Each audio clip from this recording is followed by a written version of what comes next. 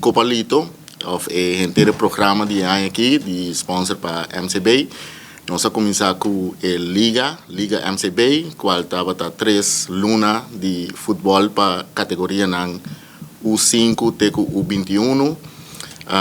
Esse, entretanto, está atrás de lomba e agora que nós estamos para a Copalito.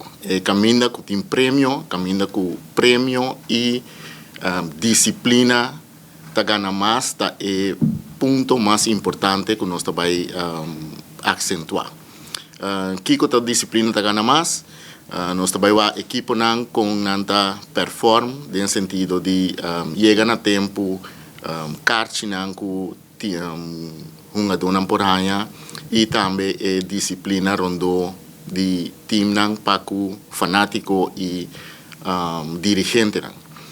Para essa aí nós temos uma campanha e em diferentes categorias, pues o G3 com o 21, tanto damas como caballeros, lo vai ter prêmio efetivo ou na material que nós lo vai otorgar na diferentes times. Nós também começar Copalito, também começar já sábado venideiro, 4 na Estadio Antonio Trinidad, Rincón.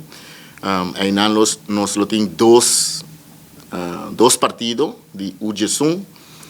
O time não foi minha cabeça agora aqui, mas tem 2 partidos sim. Depois nós trabalhamos com a grande inauguração de Copalito e depois vai ter 2 partidos também de UG7. Pues já sábado venideiro nós temos a grande abertura aqui na Estadio Antonio Trinidad. Nós vai ter 4 luna de futebol, já viernes, já sábado e já domingo.